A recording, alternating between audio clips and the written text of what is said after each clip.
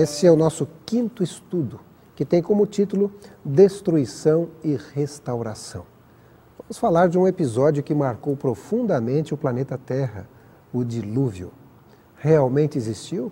Existem evidências? A Bíblia registra aqui de forma reduzida, mas está presente. Para discutirmos esse assunto, estão conosco aqui pastor Rubem Aguilar, pastor e professor da Faculdade de Teologia, UNASP Campus 2. Tudo bem? Tudo bem. Prazer tê-lo aqui, viu, pastor? O prazer é meu. E também pastor Roberto Azevedo. Estamos novamente apreciando essa participação e é com prazer que nós nos dirigimos também aos telespectadores. Como sempre eu digo, para estudar a palavra de Deus é necessário que Deus inspire. Então vou pedir ao pastor Rubem Aguilar que ore, pedindo a inspiração divina. Vamos orar. Amado Pai que estás nos céus, ao abrir Tua Santa Palavra, solicitamos que Teu Santo Espírito nos ilumine, para que nós possamos encontrar a orientação que nos conduz à verdade. Sim. Suplicamos estes favores pelo amor de Jesus. Amém, Senhor. Amém. Muito bem. Aqui na Bíblia, especialmente no capítulo 6, fala sobre a corrupção do gênero humano. Dá a impressão que com o passar dos séculos, a humanidade, os descendentes de Caim começaram a se tornar cada vez mais maus. Menciona a Bíblia que os filhos de Deus, assim mencionado, conheceram as filhas dos homens, então se misturaram e com isso a violência, sexo, isso parece que a espiritualidade foi baixando. Parece que essa combinação sexo desenfreado, sem o plano de Deus, mais violência, causa baixa espiritualidade, ainda nos dias de hoje, não é, pastor Rubem? Jesus já, numa expressão prévia do fim do mundo, disse, assim como nos dias de Noé, casavam-se e davam-se em casamento, assim também será os dias da vinda do Filho do Homem.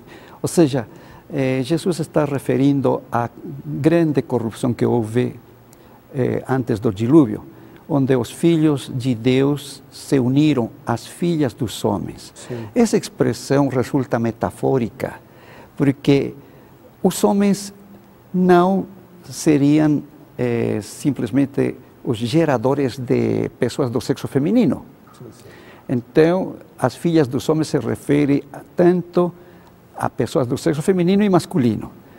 E a interpretação que tem sustento em expressões de Ellen G. White está baseado no Salmo 29:1, quando diz que os filhos de Deus são aqueles que invocam o Senhor. Agora, em Gênesis, quando fala do evento, em Gênesis 4, diz que os que invocam o nome do Senhor são os descendentes de Sete. Então, os descendentes de Sete certamente eram pessoas que mantinham mais religiosidade, comunhão com Deus, não assim os descendentes de Caim. Então, o nome que identifica as filhas dos homens seriam dados aos descendentes de Caim. Geraram violência e imoralidade, né? A poligamia surge com a atitude de Lameque, tendo várias esposas e assassinando algumas pessoas. Inclusive fazendo uma poesia ali, enaltecendo ele o fato de ter matado algumas pessoas, né? A violência estava terrível. Uma coisa também interessante, agora, Deus sempre avisa o que Ele vai fazer, isso me impressiona. E quando Noé tinha por volta de 480 anos, Deus chega e fala assim, vou fazer uma coisa, Noé, e quero que você faça outra. Ou seja, ele anuncia o dilúvio a Noé e pede a Noé que construa um grande barco, uma arca. É verdade. Sempre Deus revela os seus segredos aos seus seguidores, aos profetas. E Noé e aquela geração depois foi avisada. Completando o que o professor Aguilar mencionou, nós temos que nos lembrar que aqueles seres antediluvianos, Sim. eles eram fortes, poderosos, inteligentes, mas a violência chegou a tal ponto que era realmente permanentemente uma maldição e um risco, vamos dizer assim, viver no mundo. Era uma corrupção plena. A gente pode comparar com nossos dias, né? De ver se crescendo de violência, então é permanente. Aí fica inviável, né, a sustentação. Agora, uma coisa interessante, eu gostaria que o pastor Rubem falasse sobre isso, porque o texto bíblico diz que Deus se arrependeu de ter criado o homem. Deus se arrepende? Nós temos, para responder essa pergunta, talvez consultar o texto original em hebraico. E quando fala do arrependimento, existe uma palavra, shuv, em hebraico, que significa voltar para a origem. É como se uma pessoa estivesse caminhando, afastando-se de um lugar cêntrico. Se afasta e, naquele caminhar, descobre que essa estrada, esse caminho é errado. E então, o que deve fazer é voltar à origem. Então, esse é o procedimento do arrependimento humano. Alguém que descobre que errou. Em Deus não se aplica isso. Não podemos dizer que uma atitude de Deus seja de Deus descobrir que ele errou e se arrependeu. Não. Graças a Deus que em hebraico há outra palavra para essa atitude de Deus. A palavra, a raiz é inachem. Inachem significa ter um sentimento de tristeza. Então, a tradução deveria ser: Deus sentiu tristeza pelo estado em que se encontrava a humanidade. E daí que na nossa lição o autor colocou um texto em Mateus quando se refere à experiência de Jesus, vendo a condição dos habitantes de Jerusalém. E Jesus sentiu tristeza pela condição dos habitantes, dos judeus daquela época. Assim, Deus, no dilúvio, sentiu tristeza, não se arrependeu, porque ele não pode considerar erro nas suas atitudes, mas sim sentiu tristeza. E agora nós vemos aqui que Noé era uma pessoa diferente de tudo isso, né? A Bíblia menciona que Noé era justo, íntegro e andava com Deus. Ou seja, ele mereceu ser salvo? Como é que foi essa questão? É muito interessante esses três aspectos da vida de Noé, né? Ele era temente a Deus, ele era íntegro, mas ele andava com Deus.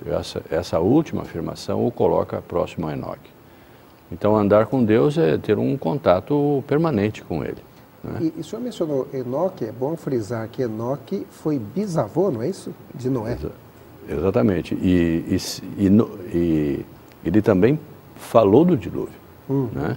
Então, a questão da destruição futura da raça humana, ela foi predita com muito tempo de antecedência, para não ter desculpa e oferecer opção a todos, né?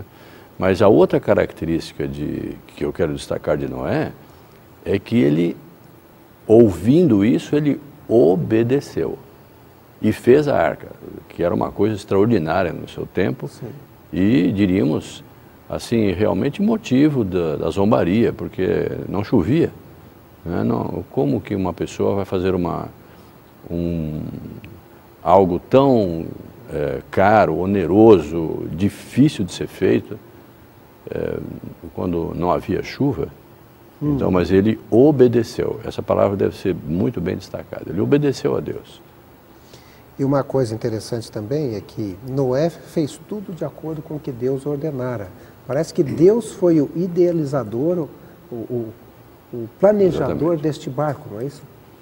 Certamente, porque quando Deus revelou a Noé que haveria um dilúvio como consequência da corrupção, Deus concedeu a Noé um meio de salvação.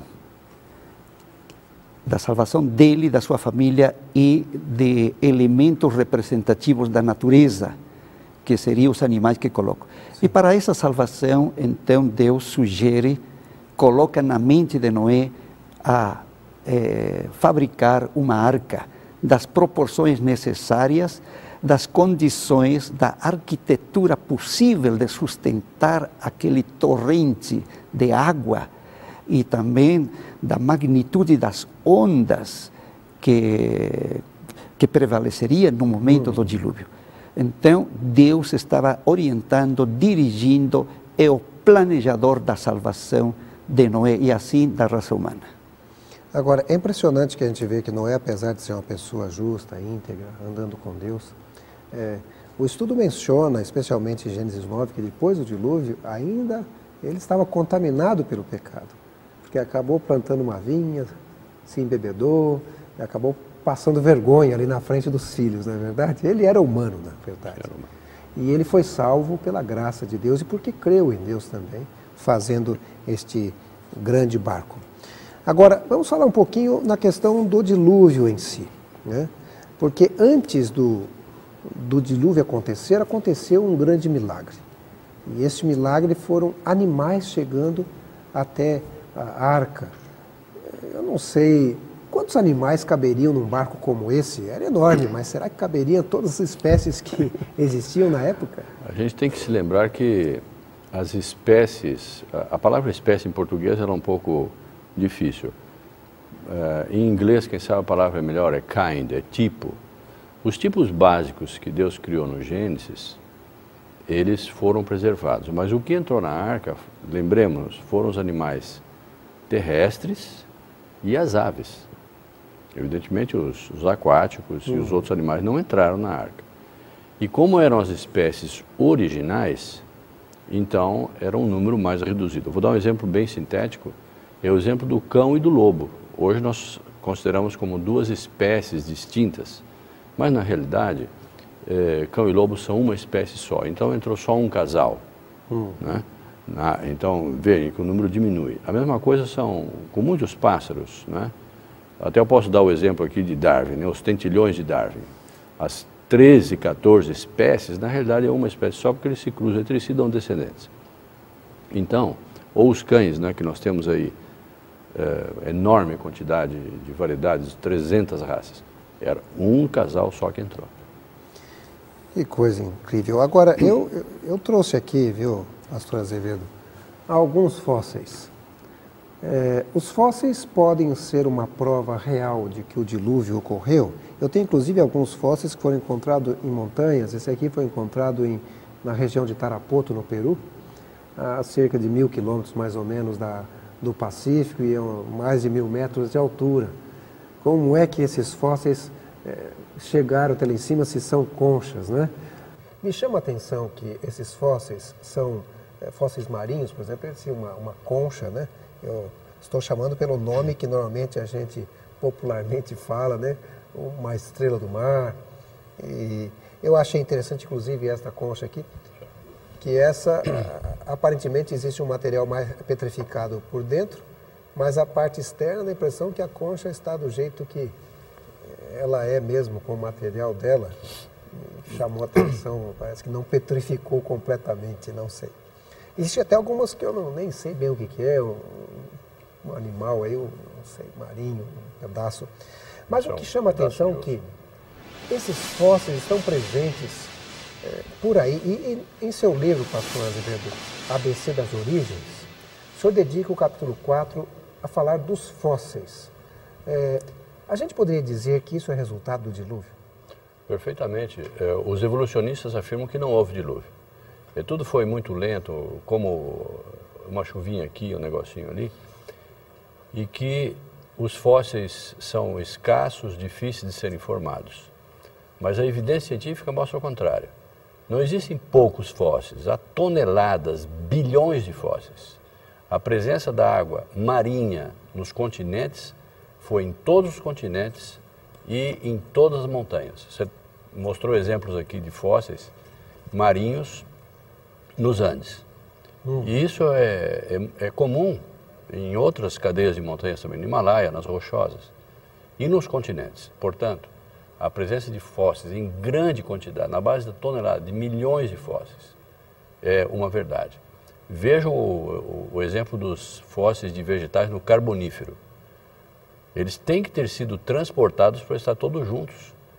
E os depósitos carboníferos são de bilhões e trilhões de toneladas. Inclusive aqui no sul, no deserto da Argentina, ali é uma região onde se encontra muitos fósseis, não é verdade? Perfeitamente. E fósseis dos dinossauros enormes, né? E aquela terra toda, né? Vamos dizer, toda a Patagônia, até o extremo do continente, ele tem uma quantidade muito grande de fósseis e fósseis considerados realmente muito antigos, segundo a ideia evolucionista. É muito interessante isso. E isso está no meio do continente também, né? Continente sul-americano. Sim, sim. Você encontra tubarões enormes, marinhos, no meio do continente. Ostras nos Andes de 3,5 metros de diâmetro do fundo do mar, enormes. Né? Os tubarões monstruosos em relação aos nossos. Aliás, isso é um problema para a evolução, né? Como é que os primitivos tubarões tinham 25 metros de tamanho e os atuais têm 8? Né? Então, os fósseis marinhos, eles estão em todos os continentes e em grande quantidade, não em pequena quantidade. E muitos extremamente bem preservados, o que significa soterramento imediato, presença de água e barro, lama, sepultados, alguns contorcidos, né? Lá na Formação Santana, a mesma coisa. Então, é morte catastrófica, repentina. Quantas horas demorou para ele ser sepultado? 3 horas, 5 horas, senão ele não estava tão bem fossilizado. E eu me lembro que uma ocasião, quando eu estive em La Paz, e cheguei de avião, né? Bom, lá diz que o avião estaciona, porque é muito alto. A gente percebe, assim, que dá a impressão que houve uma enxurrada, né? Que cavou ali aqueles cânions. A Bíblia menciona que o dilúvio atingiu toda a terra e cobriu as montanhas até 7 metros de altura. Isso é possível, pastor? É que a geologia é uma ciência auxiliar do criacionismo. Porque a geologia estuda a estratificação, a disposição das camadas da crosta terrestre. A geologia descobre a posição dos fósseis. E todos os fósseis, na sua maioria, é raro, ou difícil, ou impossível encontrar um fóssil terrestre. Todos são animais da Terra. A geologia explica a formação das montanhas, a orogênese, a depressão. E a geologia descobre também, entre essas camadas que para muitos se formaram em milhões de anos, fósseis de árvores atravessando todas essas camadas. E esses modelos geológicos encontram-se em toda a Terra. A explicação do geólogo sobre essa estrutura geológica é que aconteceram em milhões de anos, num evento cataclismático. Mas essa afirmação é sem documentos, sem uma versão autorizada. Se existiu um cataclisma que ocasionou essa estrutura, os cristãos têm a Bíblia, o documento autorizado e exato que indica que essas formações geológicas foram resultados desse grande evento que é o dilúvio. Agora, eu lembro o seguinte, que além da Bíblia, nós temos outros documentos, como a Epopeia de Gilgamés e outros mais. Outros povos registraram o dilúvio também, né, pastor Azevedo? Sim, não só registraram, mas a quantidade de povos que falam de um cataclisma, de uma enchente enorme, está aí às dezenas e centenas. Então, isso é um eco, é um reflexo de um acontecimento grandioso que aconteceu. É uma evidência indireta, sim, mas é uma evidência que tem que ser levada em conta, né? Mas, além disso, a gente deve pensar que a descrição do Gênesis, ela aponta algumas coisas importantes. Por exemplo, a chuva que caiu não foi chuva, foi uma catarata. A movimentação da água e a explosão da água do subsolo foi enorme, isso está registrado. A presença do vento. A gente tem uma pálida ideia com o tsunami, uma pequena movimentação da crosta.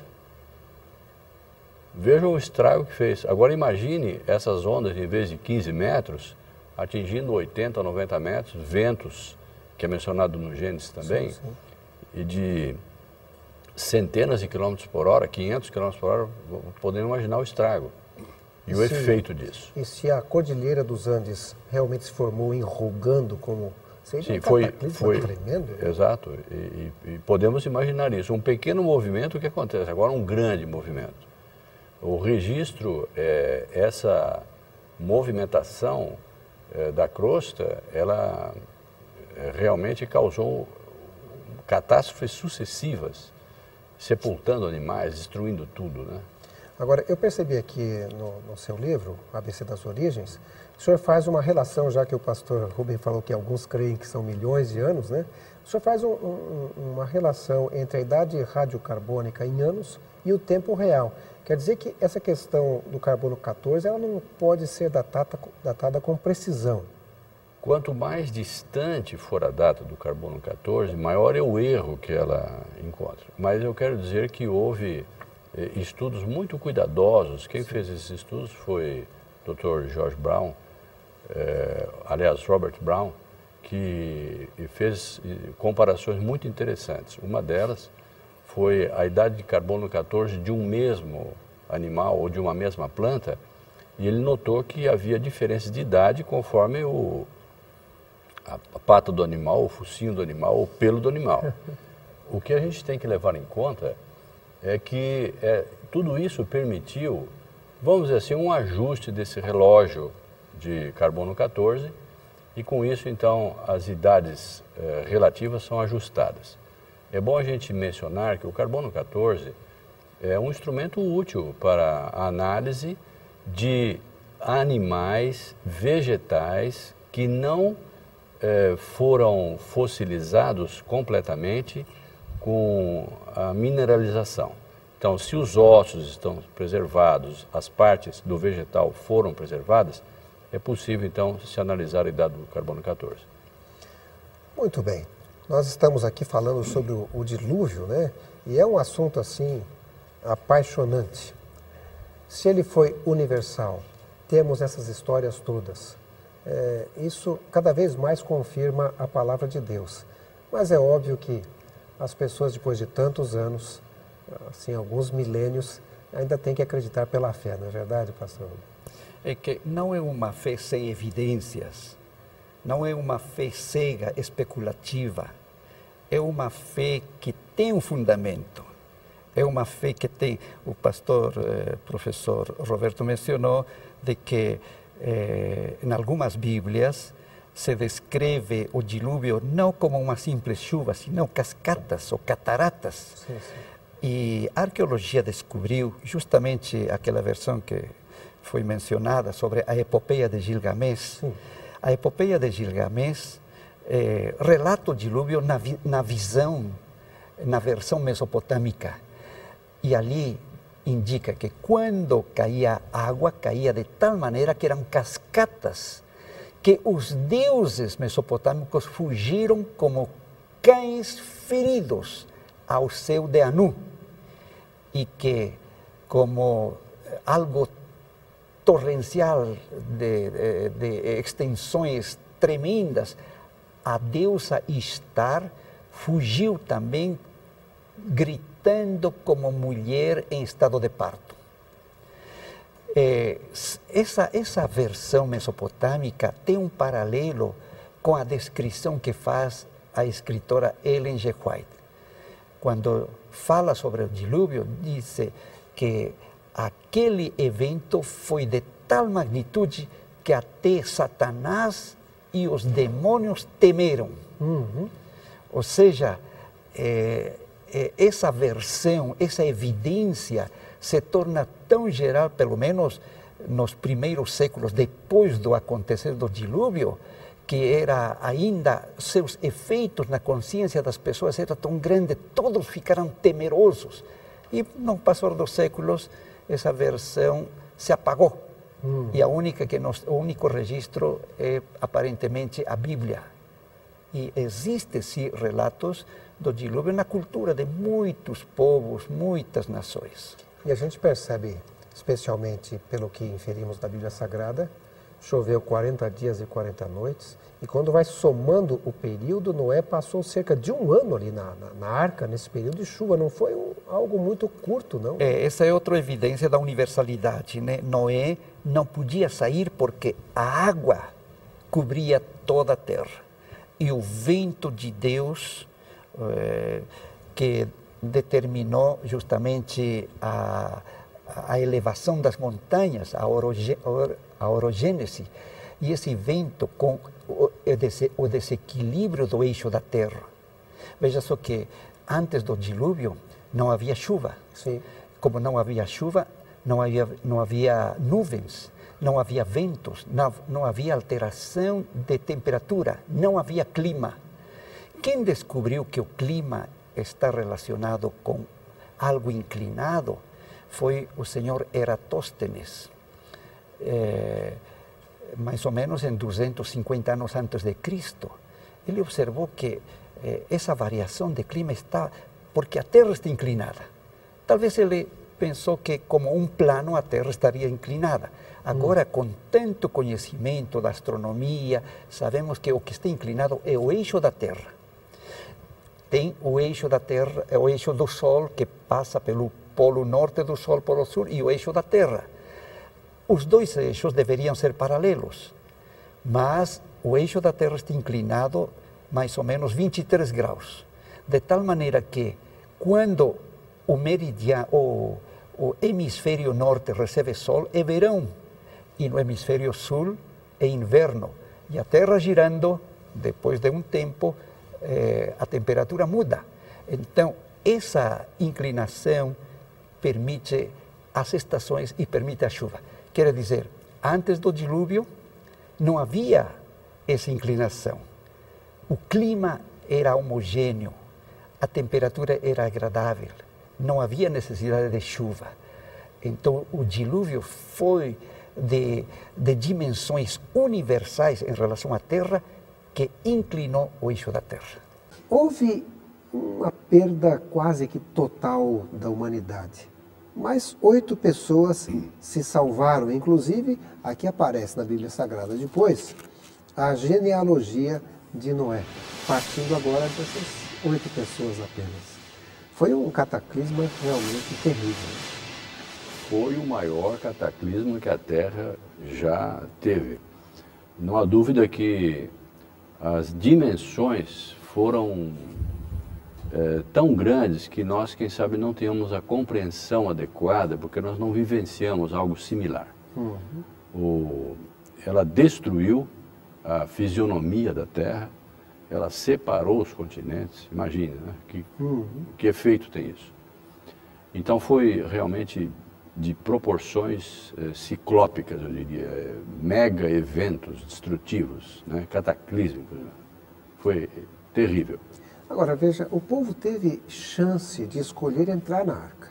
Afinal de contas, Noé pregou durante 120 anos, registra a Bíblia. Nós temos ouvido a história de que Deus também vai destruir esse planeta no futuro, mas existe um meio de escape. Será que algumas pessoas não estão fazendo como fizeram o povo na época de Noé, com todo esse tempo de chance? Noé foram 120 anos, mas agora são séculos. É que em Deus não existe nada acidental. Deus tem um plano, e o plano maior é de recuperação de salvação. Nesse plano estipula Deus tempos, o limite do tempo da aceitação e o limite do tempo do fim da graça. Assim então Jesus fala, e em termos da própria pessoa, ele faz um paralelo, os dias do tempo do fim com os dias de Noé. Sim. Então, os habitantes na época do dilúvio, eles observavam a pregação de Noé. A pregação podia não ter sido verbal, mas já o fato de ele mencionar que está se preparando para um evento cataclísmico, construindo a arca, já era uma pregação. Quem aceitasse tinha um limite, tinha um prazo. E o prazo venceu, fechou-se o período da graça. fechou-se a porta da arca e não era permitido mais que ninguém falasse, porque rejeitaram no tempo adequado. Que belo ensino para a nossa época. Ou seja, a graça de Deus é imensa, mas quem limita a graça de Deus é a atitude do ser humano que rejeita essa eventualidade do fechamento da graça. Assim aconteceu no dilúvio. Nós temos aqui em nosso estudo, nosso guia de estudo ainda, dizendo que depois desse 1 ano em que eles ficaram na arca, Noé soltou ali algumas aves e uma delas, uma pombinha, trouxe um pedacinho de oliveira no bico e com isso ele soube que a água já estava minguando, baixando e menciona a Bíblia, inclusive, a região em que a arca parou, ali na região do Ararat ou na região de Urartu, como muita gente tem procurado aí a arca, ele se encontra, né, aquele sonho de encontrar a arca.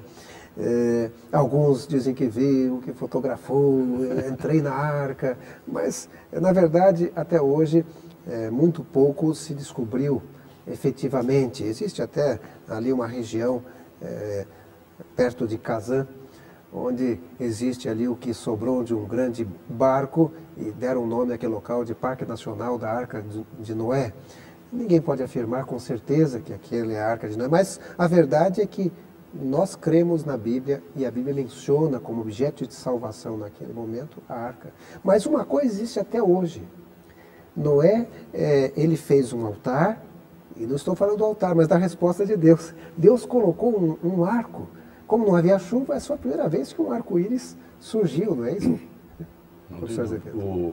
Esse foi vamos dizer assim, o convênio que Deus fez com Noé e a humanidade de então. Noé representava na ocasião, e os seus filhos e noras, e a esposa, todos aqueles que sobreviveram e eram seres humanos. E todos nós descendemos dessas 8 pessoas. Sim. Todos nós. Então aquele sinal foi significativo para Noé devido ao impacto. Ele viveu o mundo antediluviano, que era um mundo agradável, perfeito, como mencionou o professor, e agora estava um mundo destroçado, terrível, né? Uma nova situação.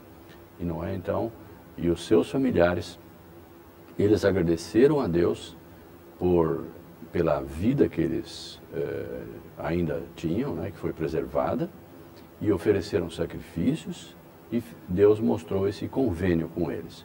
E nunca mais foi prometido que haveria um dilúvio universal.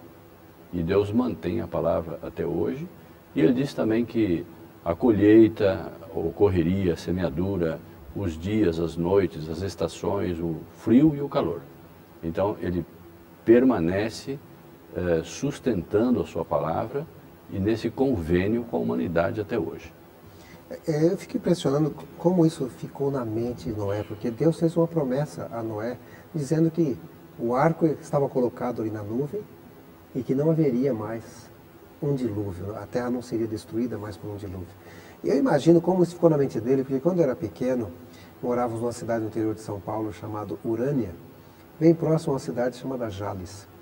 E ali em Jales teve um desfile, no aniversário, creio, da cidade. Era um desfile importante, estava ali o governador do estado, e aquele desfile bonito. Mas em dado momento, as pessoas todas deixaram de olhar para o desfile, para o governador, estavam todos olhando para cima. Eu também olhei para cima para ver o que estava acontecendo, e era impressionante a cena, porque havia se formado um arco-íris completo, assim. E não foi apenas um, eram 2. E aquilo chamou a atenção do povo, ninguém mais olhava o desfile. O comentário era 2 arcos que não eram arcos, praticamente eram círculos. 2 círculos, né? Aquilo nunca saiu da minha mente, eu tinha ali os meus 11 anos, mais ou menos, aquilo ficou na mente. Eu fico pensando que isso também ficou na mente de Noé, por ser algo inusitado. E Deus agora estabelece, pastor Rubem, esse sinal como aliança perpétua. Sim, é que aquele evento do dilúvio de destruição da raça humana, somente aquele que confiava nas promessas de Deus seria salvo. Então não haveria uma destruição semelhante até a destruição do fim, que será não com chuva de água, mas chuva de fogo. Então, como cumprimento dessa promessa, Deus estabelece aquele maravilhoso fenômeno físico da passagem dos raios do Sol através das pequeninas gotículas que permanecem na atmosfera e que dão lugar nessa dispersão de cores, o belo arco-íris. E é belo para confiar nas promessas de Deus. E eu acho interessante que também a Bíblia menciona o trono de Deus tendo um arco-íris. Que também é símbolo da paz. Com o arco-íris, Noé, ele considera a paz com Deus. O homem restabelece sua condição de ser um membro da família de Deus. E o arco-íris é aquele símbolo da paz. Inclusive, a gente podia mencionar aqui que o barco por si só, se não houvesse ali anjos de Deus guardando aquele barco, talvez não suportasse esse cataclisma todo, porque nós não conhecemos ruínas do que foi construído antes, não é? Sim, é verdade. E o esforço para fazer a construção em 120 anos, né? A gente constrói uma casa em 4, em 2 anos, mas imagine uma construção de 120 anos. Ela foi muito bem feita, e Noé pôs todo o empenho, todo o recurso e tudo que ele podia, porque ele sabia que é ali que estava a sua salvação. E quem sabe nós não encontramos a arca, mas quem sabe nós deveríamos fazer estudos mais aprofundados nessa região aí de 500 a 1000 quilômetros em torno do Ararat, porque nós encontraríamos, quem sabe, mais evidências de Noé e seus familiares. Sim. O fato é o seguinte, eu quero dizer que existe muita gente estudando de onde se originaram os povos. É monofilé, é um homem, um casal que originou, é um grupo de casais, né? A tendência toda essas pessoas que não são evolucionistas, mas elas estão indo na direção de que foi realmente um casal, não vários. E a outra coisa é que todas as línguas também têm uma origem comum. Esses dois fatos, eles levam em direção ao relato bíblico. A geração humana de um casal inicial, que foi Noé e sua esposa e os seus descendentes, e as línguas, uma língua só para toda a humanidade que depois se repartiu. Mas eles caem exatamente na descrição bíblica. Apenas uma curiosidade, mas a Bíblia menciona em 2 lugares essa região de Ararat e menciona com o nome Urartu. Este era uma região que alguns acham que é a própria montanha do Ararat, mas lá nós temos o grande Ararat, o médio Ararat, o pequeno Ararat. A Bíblia é a região, são as montanhas? Em hebraico existe uma estrutura gramatical que é entre a união de 2 substantivos. Um chama-se construto e outro absoluto. Então, quando esses 2 substantivos se unem, se elimina a preposição de. Então, por exemplo, cavalo, rei. A gente deve interpretar cavalo do rei. Uhum. Então, quando o tradutor diz Monte de Ararat, então ele traduz Monte de Ararat. Ou elimina a proporção de, porque não existe, e coloca como se fosse um nome próprio, Monte Ararat. Mas, nessa construção, construto absoluto, pode ser traduzido Monte de Ararat, sendo Ararat uma extensão, e a Arca de Noé parou em alguma dessas colinas da região de Ararat, não no Monte Ararat, que não existiria, senão numa colina da região de Ararat. Talvez essa seja a tradução que ajude a muitas pessoas a não aventurar-se a querer descobrir, porque desde 1879, com um grupo de aventureiros ingleses subiram a montanhas da Turquia.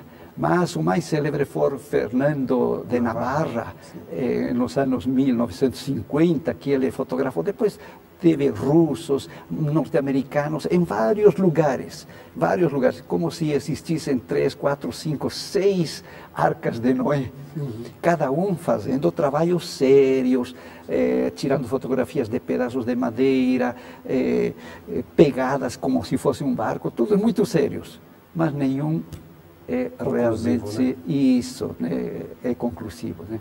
Bom, uma coisa é conclusiva, o dilúvio existiu. Isso. E Deus salvou misericordiosamente, pela graça, essas 8 pessoas. E restaura, o importante é que a geração corrupta é destruída e permanece uma família para restaurar o relacionamento Deus-homem, que isso é o fundamental. E finalmente, assim, o juízo final vai destruir uma raça corrupta, mas de restaurar o verdadeiro povo de Deus, os salvos. O nosso tempo terminou, né? A gente podia continuar falando muito mais, mas, pastor Azevedo, suas últimas considerações sobre o assunto dessa história maravilhosa e fantástica de salvação em meio à destruição.